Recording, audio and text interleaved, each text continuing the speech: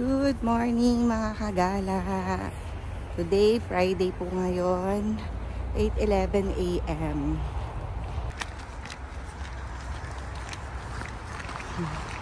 As usual, nakapal pa rin po yung snow hanggang April.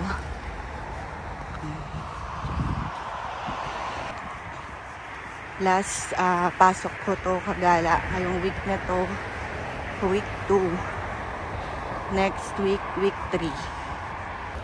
So, may nagtanong po sa akin, ano ba ang mas maganda na province kung pupunta raw dito sa Canada. So, kami po kasi, nung nag-decide po ako na napupunta kami rito sa Canada, is,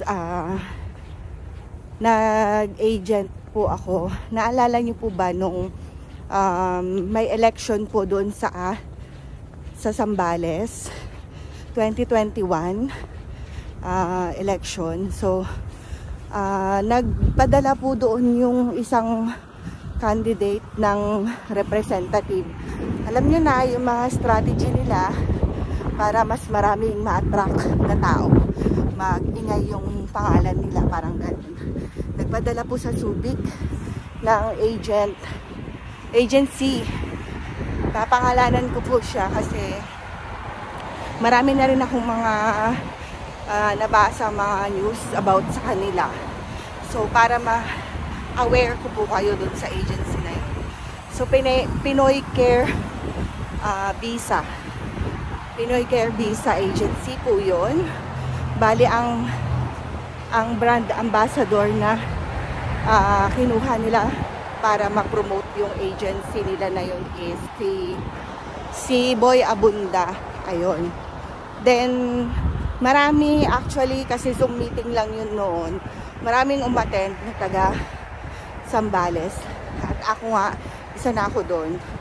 So dahil sa kagustuhan ko nga, dahil sobrang talagang gusto kong pumunta rito sa Canada. So naisip ko i-grab yung present nila via Zoom kasi maganda naman yung marketing strategy nila eh. As in mahuhook ka, as in sobrang knowledgeable naman nila sa mga pinagsasabi nila. And ang one thing na red flag lang doon mga kagala is kapag napansin nyo na humihingi sila agad ng mga down payment, which is ginagawa naman din talaga ng ibang agency yon, pero yun kasi sobrang laki agad. So sa madalit sabi, pinadown kami agad sa mga gustong reserve ng slot, which is 94,000 peso agad yun mga kagala. And then that time responsive pa sila kasi hindi pa ako nakakapag commit down payment, ganon. Responsive pa sila, todo follow up pa sila. And then nung nakapagpa down payment na kami through BDO account, pinag-start na kami ng pag-gather ng mga documents. So, yung mga documents na namin is yung katulad ng mga NBI, birth certificate galing sa PSA, and then yung mga necessary na credentials mo sa school. Ano-ano ba yung mga credentials mo sa school? Yung mga diploma mo, yun. So, outside sa diploma, yung medium of English mo sa school, kung saan ka nag-aral ng high school to college. Tapos, basta ipapalagay niyo po doon is mag-aaral kayo sa Canada. Para meron pa silang ilalagay na some details doon. Hindi lang siya yung copy ng mga transcript of record ninyo at saka form 137 ninyo.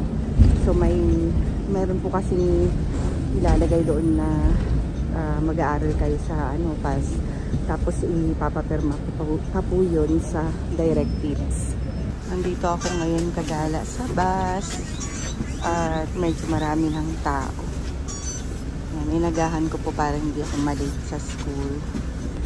So ayun na nga mga kagala. After ko pong makuha yung mga credentials na kailangan ko, pinasa ko na po yun dun sa agency.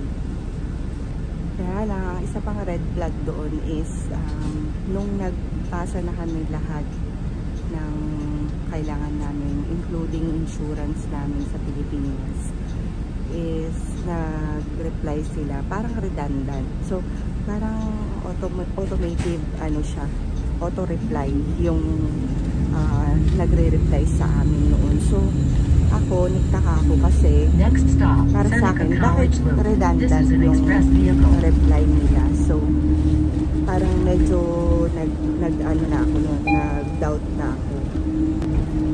And nung time na parang gusto ko nang mag-back out, ayun, hindi na nirefund yung 94,000 na binigay namin doon sa Pinoy Care Visa na yun. At hindi na rin kami na-process doon. Luckily, sa Pilipinas kasi,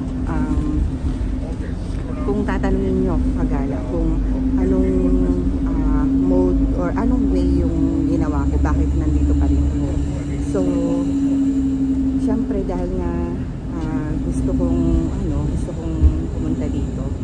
Meron akong isang client sa aesthetic clinic ko before na nagpagawa ng kilay, and yun nga, nagkakwentuhan kami na yung anak niya, si Auntie Malu, anak niya si Bona, andito na sa Canada. So, tinanong ko siya kung paano nag-apply as a student din dito si Bona kay Auntie Malu. So, yun, tinulungan niya naman ako na sinabi niya na nag-agency sila. So, this time, take ng risk ulit ako sa panibagong agent. Ayan, si Ate MJ. Ayan. Si Ate MJ is based dito sa Canada. Certified consultant naman siya. Sa mga gustong malaman yung account niya, pwede kong ibigay sa inyo yung account na DMJ para enroll din kayo. At, next stop, Seneca College Road. Makapagtanong muna kayo, makapag-inquire muna kayo. Buwaba muna tayo kagala kasi madulas dun sa dito na tayo ulit sa school. So, ayun na nga kagala. Bali, sa Ate MJ, excuse me, sa Ate MJ na po yung pangalawang consultant namin. So, pagdating sa kanya, syempre hindi na kami masyadong nahirapan sa pag-gather ng mga documentation namin. Kasi, naka-ready na nga yung previous na pinasa namin dun sa Pinoy Care Visa na yun, na scammer. Ayan. Pinasa na lang din namin ulit sa kanya. May mga supplemental lang kaming document na hiningi niya na binigay naman namin para ma-pursue na yung aming application dito as a student pathway nga. Napakabilis lang mga kagala. Pagdating kay Ate MJ, napakabilis lang. Last year, 2022, nag-gather namin na bigay namin sa kanya lahat ng documents na hinihingi niya. And then, after 2023 ng February, nilodge niya kami. Nilodge niya kami mga kagala. Excuse me, sorry. So, yung February 2023, nilodge niya kami. Then, na-approve kami ng May. Ayan, mga kagala. So, sobrang bilis lang. So, syempre, sa agent kasi, mayroon silang may service fee na i-ready rin kayo mga kagala. So, kung gusto ninyo i-chat nyo lang ako para maibigay ko sa inyo yung account ni Ate MJ. At directly, doon na lang kayo mag-inquire sa kanya para mas maintindihan or magkaintindihan kayo agad. So, mabait naman sa Ate MJ. At ang maganda pa doon, responsive siya. So, hindi naman niya kayo pababayaan. So, kung tatanungin ninyo yung bayad, so, kayo na lang po ang mag-inquire kay ate, direct. Then, pwede naman din kayong DIY pathway. Pero, kung busy kayo, katulad namin noon, busy kami sa mga business namin, hindi namin maharap na kami personally ang mag-upload or gawa ng mga GCK, mga ganon.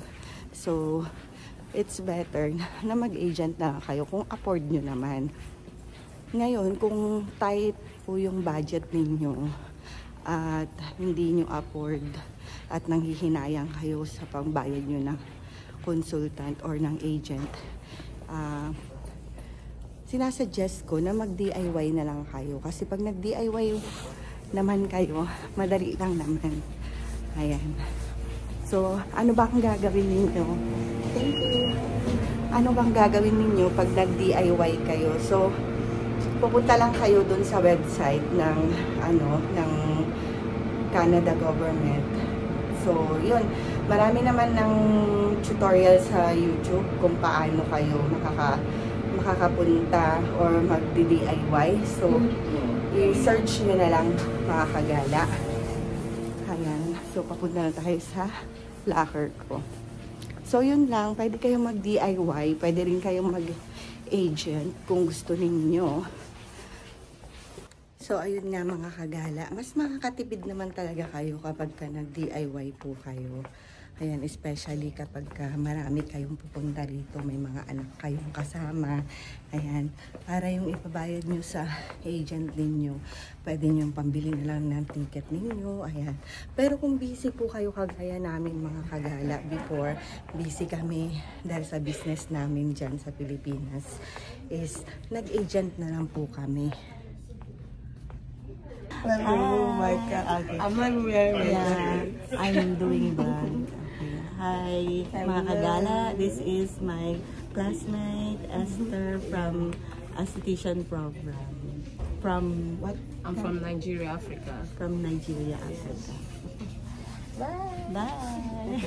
Hello, mga kagala. I'm here with me, my first semester classmates, my beautiful classmates. Yes, you're so Yeah.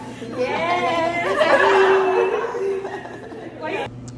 Hi, Karen! How are you? Hello, mga kagala. Hi, guys. This is Karen from what? Colombia. Colombia, yeah. Ayan, mga kagala, punta muna tayo dito sa Tim Hortons. Ayan, dito tayo bibili ng kape.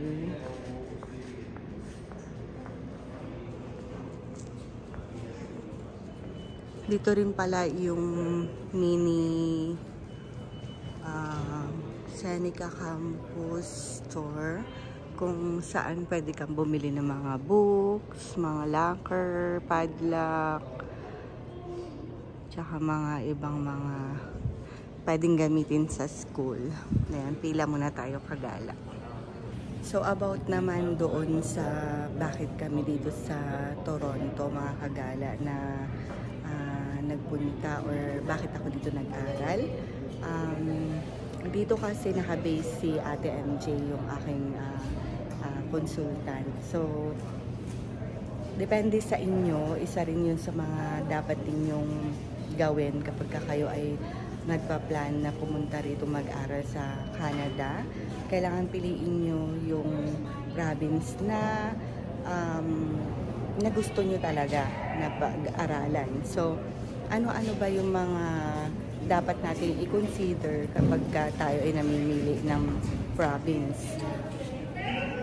So, i-consider natin doon mga kagala is yung syempre, kaya ba natin masustain yung mga babayaran doon? Like, ano ba yung mga kailangang bayaran pag nandito na kayo nag-aral sa Canada? So, syempre, yung mga tirahan, bahay, pagkain, yung pwede nyo bang mahanapan ng trabaho yung kasama ninyo or kayo mismo pwedeng magtrabaho while nag-aaral. Tax, ayan. So, yun yung mga kailangan yung i-search bago kayo pupunta. So, ano naman yung mga average na payment ng house rental dito mga kagala? So, meron silang ano rito, mga pwede kayo mamili kung gusto ninyo ng basement. Pag tinatawag na basement, sariling parang bahay nyo yun, pero nasa below kayo ng pinaka building, so ng bahay nila. So meron din naman na per room ang ibang ginagawa ng mga nagpaparent dito. So depende sa lugar yung makukuha ninyong bahay. So roughly ang rent ng bahay dito pag single ka is nasa minimum 650 pataas, depende sa laki ng area na i-occupy mo. At doon naman sa pag-family naman kayo, basement, nag-start siya roughly $1,200 up to $1,800 and $2,000 and more. Ayan.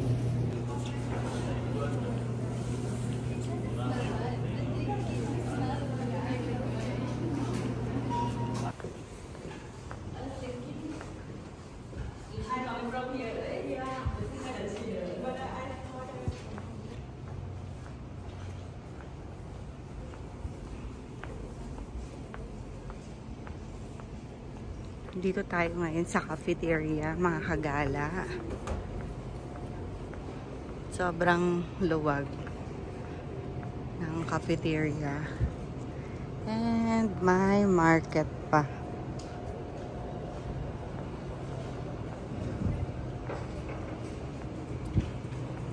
So, dito rin kagala sa cafeteria ay pinopromote yung proper segregation ng mga basura.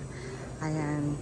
Makikita nyo dito sa TV, sa monitor, kung ano yung pwede mong itapon. Ayan, katulad yan, garbage, recycling, organics. Ayan. So, bakit dito kami sa province ng Toronto pumunta, mga kagala? Kasi dito sa Toronto, ito yung pinaka-city nila. Ayan. Dito mas maraming trabaho na pwede mong ma-applyan, na mahanap. Ayan, depende na lang sa inyo yun. At kung maaari, syempre, hindi tayo magiging choosy sa magiging trabaho natin. At syempre, kung kailangan na marami kayo kasi pagpipilian, mga kagala eh. Kung kailangan na panggabi, pang ano, so depende sa shifting ng trabaho. Basta dito, marami talagang klase ng trabaho. Per hour po yung bayad. So kahit na sabihin na natin na pinaka mababa yung trabaho na mapasukan mo at hindi mo yung ginagawa sa Pilipinas, why not, 'di ba, kagala? Kasi per hour naman yung bayad dito, kaya sulit na rin. At saka hindi ka kailangan na mag self-pity kung ganun yung trabaho mo or mababa yung uri ng trabaho mo. It's not, hindi ka madidefine dahil lang doon sa trabaho na yun. Ang importante, mga kagala, is meron po kayong nagagamit, na susustain nyo yung mga pangangailangan nyo dito sa Canada, yung, lalo na especially pag dala nyo yung family ninyo. So, yun ang mas importante kaysa kung ano yung klase ng trabaho na meron ka. Basta syempre marangal yung trabaho na yun, nag-exert ka ng effort, ayan. So, importante may trabaho.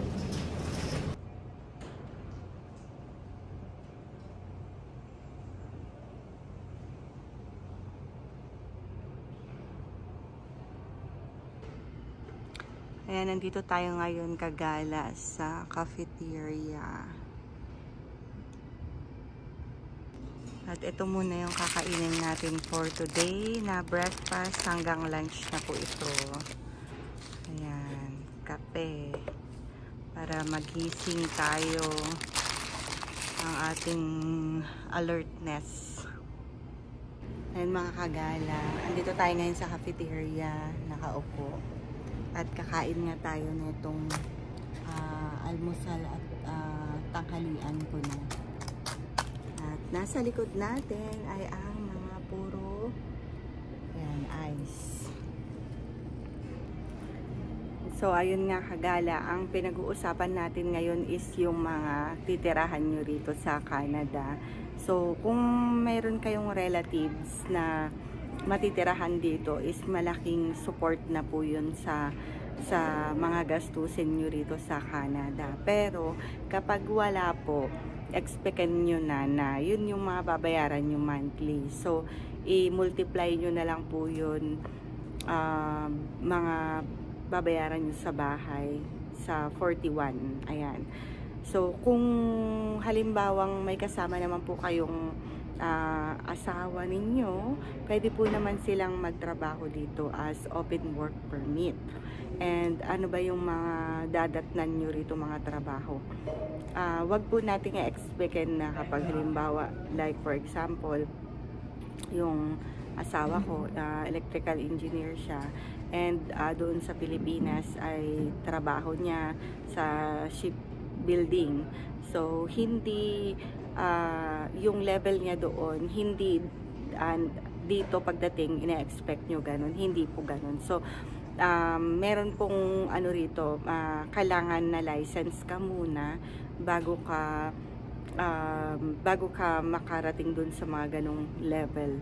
So siya ngayon, fortunately nakahanap siya ng trabaho as laboratory technician sa Bureau Veritas Company.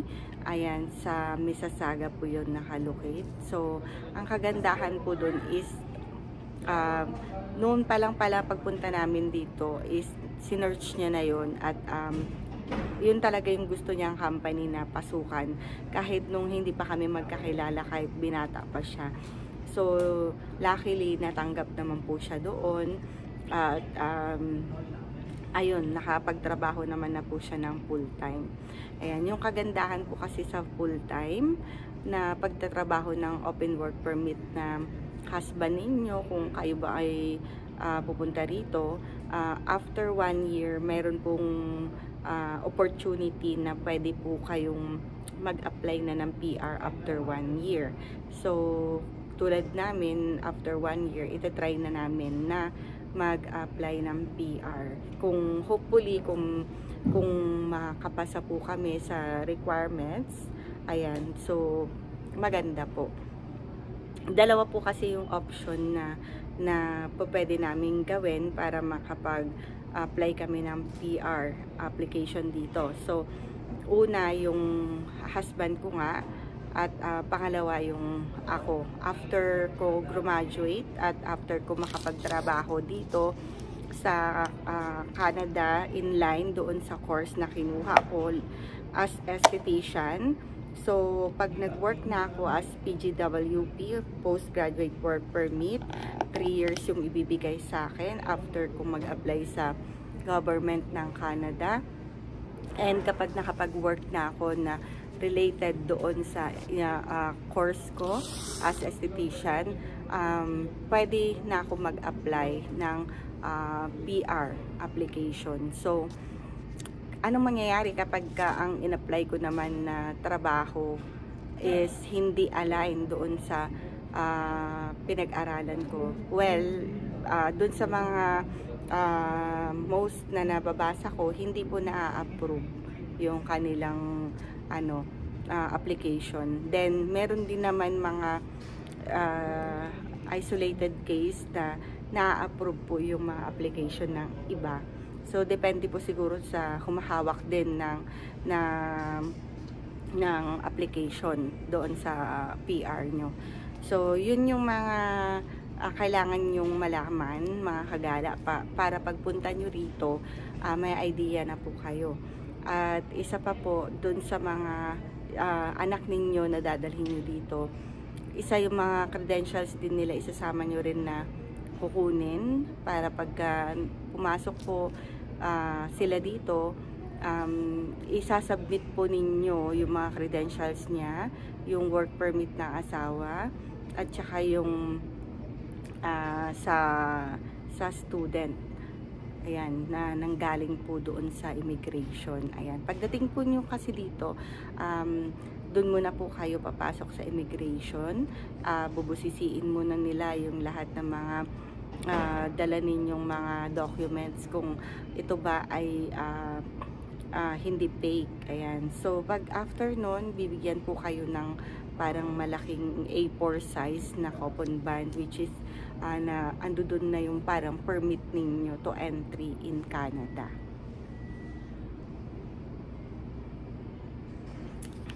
Ayan, mga kagala, baka lumamig tong kape ko. So, kailangan sabayan natin ng paghigop ng kape para maramdaman naman natin yung init ng kape. Baka mamaya malamig na to, malamig pa sa labas. Ayan, so bakit kape? Kasi may sugar para maging active tayo.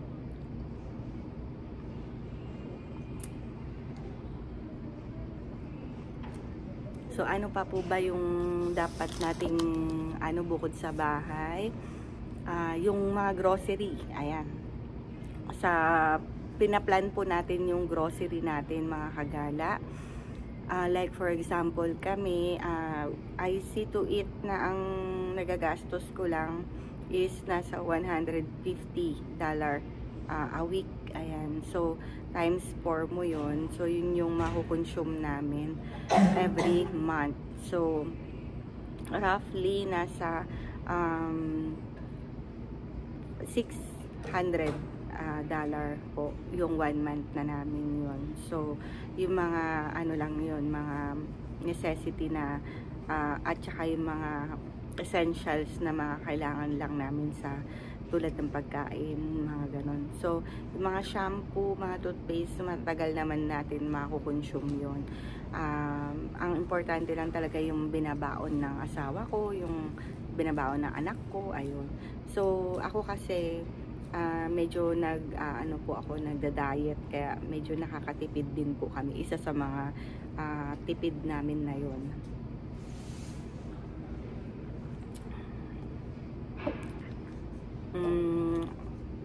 Ano pa ba? Yung mga pagkain naman dito kagala, mga mura po, yung mga yung mga meat, mga ganyan, mga chicken, ganyan, mura po dito. At nasa pagtitipid nyo naman po yun, kung paano yung sistema ninyo sa pagtitipid. Hindi ko naman sinabing tipirin nyo yung sarili nyo na tipirin, pero kasi kami tulad ng pagpasok namin dito nga sa Canada is overweight po kami, at alam naman po natin na hindi maganda sa kalusugan natin yung being overweight po tayo. Kaya kami personally, intentional talaga namin na hindi na masyadong magkakakain, ganun. Kung may mga occasion na lang, like for example, birthday, ganyan, doon na lang kami kakain sa labas or kakain ng marami, ganun. So, like yung lifestyle kasi namin sa Pilipinas dati, every week, or kung maisipan kong kumain, may sasakyan naman, so mabilis lang yung access, so accessible, punta na kaagad, ganyan. So dito hindi na kami bumili ng sasakyan, mga kagala, kasi so far hindi pa naman namin need yun. Pero syempre kasama yun sa plan namin, mga kagala, na bumili ng sasakyan, kasi hindi lang siya pang luho.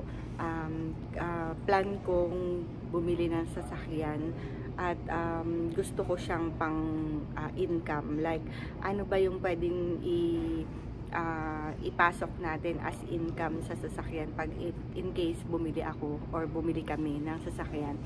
pwede kasi kami dito mag-Uber kagala. Ayan. So, yung Uber is parang taxi. Alam naman natin yung Uber, di ba? So, yun nga. So, dagdag yun sa mga pwede nating pagkakitaan. So, like sa Pilipinas, may driving school kami. So,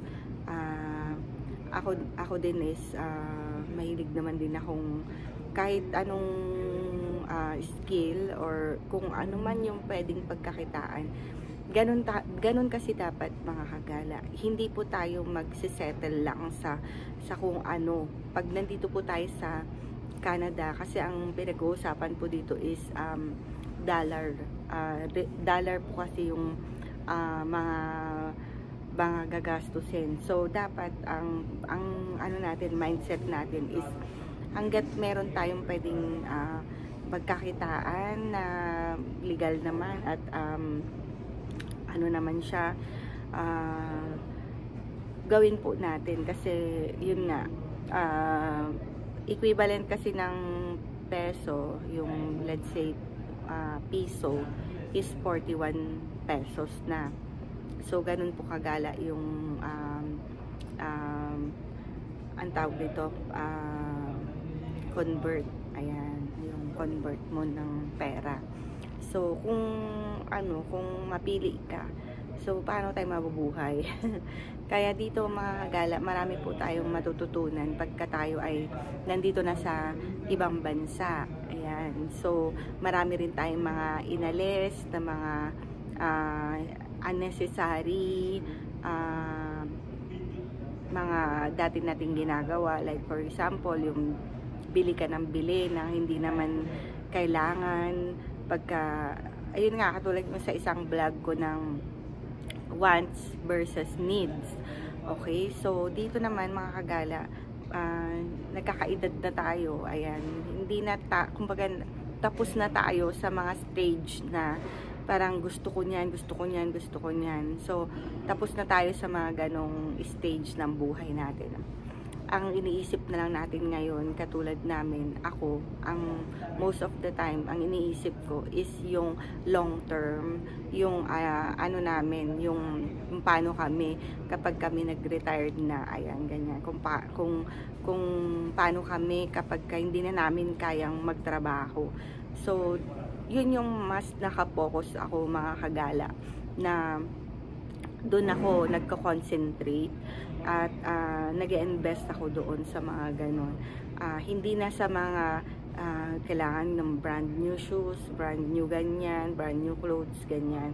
So, kami kagala, ang mga ginawa kasi namin, nung pumunta kami dito, hindi lahat ng damit namin is dinala namin.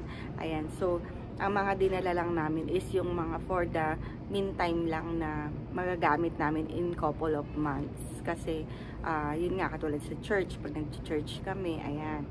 And aside from that, kagala, alam niyo naman na magala ako, ayan. So, kung saan saang lugar ko na kayo na igala at hopefully may maigala ako pa kayo sa ibang lugar or part dito like US, Europe, ayan mga kagala. Yun yung mga target nating mga gagalaan. So, doon ako nag-i-invest mga kagala sa hindi na sa mga material na bagay, kundi sa mga memories, ayan. At saka mga important na mga bagay, katulad ng negosyo, ganyan, ayan, sa mga pag-investment, ayan, doon tayo nakapokus mga kagala. Kasi kapag doon tayo nakapokus sa wants natin mga kagala, tayo din eventually ang mahihirapan. Ayan. So, dito mga kagala, mayroon tinatawag na pagka sa atin, di ba, may credit card din tayo sa Pilipinas. Dito, sobrang dali lang magkaroon ng credit card. Kung dun sa Pilipinas, nahihirapan kayong mag-apply ng credit card kasi naka-base sila sa kung ano yung kakayahan mo, di ba? So, capable ka ba magbayad ng utang? So, doon yun sa Pilipinas. Pero pagdating dito kagala is mag-a-apply kayo kaagad. Unang-una, ayan, ang gagawin ninyo is mag-a-apply kayo ng bank account ninyo. Kasi dito mga kagala is point system. So, sa credit sila naka-base. Ayan, kung maganda yung credit history mo, makakautang ka ng mas malaki doon sa government. Ayan. So, kailangan papagandahin mo rito yung credit record.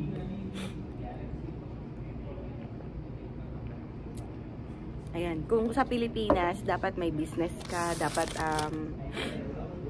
malaki ang sahod mo sa trabaho mo bago ka ma-approve sa credit card. Dito, apply ka kaagad, bibigyan ka kaagad ng credit card. So, nung pagdating namin dito mga kagala, ayun yung mga unang mga inasikaso namin, like yung credit card, yung SIN number, Presto card, at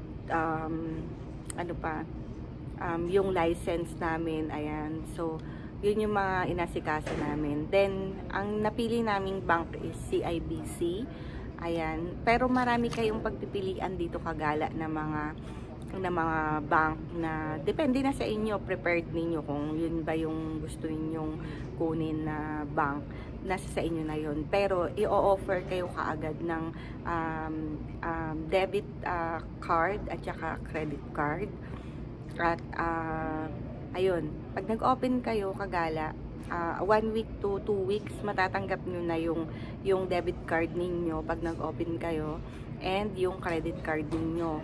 So, both kami ng asawa ko may natanggap. So, ako, dahil student ako, nasa $1,000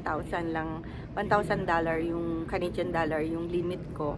Yung husband ko naman is 2,000 Canadian dollar. So, dahil open work permit siya, mas capable siyang magbayad. Siguro, yun yung parang nasa opinion ko lang. So, kaya mas malaki yung credit limit na binigay sa kanya. And sa akin naman is nasa 1,000. So, ayun mga kagala.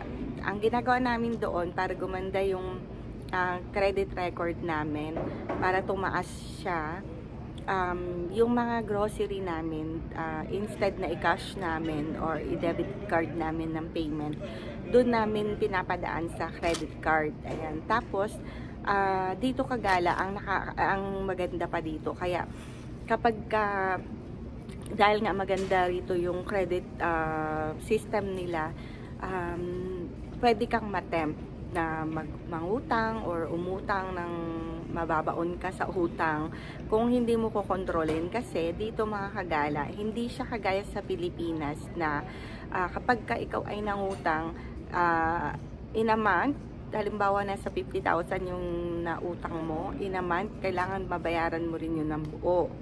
Diba? So, dito naman kagala is may percentage lang siya. So, let's say, for example, na nagamit mo yung 500 Canadian dollars sa credit card mo, hindi 500 buo yung babayaran mo. Let's say, 10% lang ng 500. So, magkano yung 10% ng 500? Nasa 50. Ayan, mga $50 lang kagala, di ba? Ang 10%. O, ayan, i-correct nyo na lang ako kung mali yung computation ko. So, hindi siya buo. May partial payment lang. So, alam mo yun, marami ka pang pwedeng gastusin. So, yun yung isa sa mga ina-avoid ko na mangyari. Kasi, yun nga, kung nakita tayong bagay na, gusto ko yan. So, gusto mo lang, pero hindi mo yun magagamit in a long term. Diba? So, dun tayo sa kung ano lang yung kailangan mo, yun lang yung bilihin mo. Wag mong bilihin yung mga hindi mo pa naman magagamit. Andyan lang naman yung mga yan eh. Andyan lang sila, hindi naman kailangan meron ka lahat, diba? So, okay lang yung konti lang yung gamit mo, okay lang yung konti lang yung meron ka. At least hindi masyadong nakaka-pressure din kasi minsan yan. Katulad yan, marami kayong utang, marami din kayong mga bagay na minsan hindi nyo inaasahan mangyayari. Tapos, ayun, wala na kayong pagkukuhanan dahil nga na-consume nyo na lahat yung mga savings na ano na meron kayo.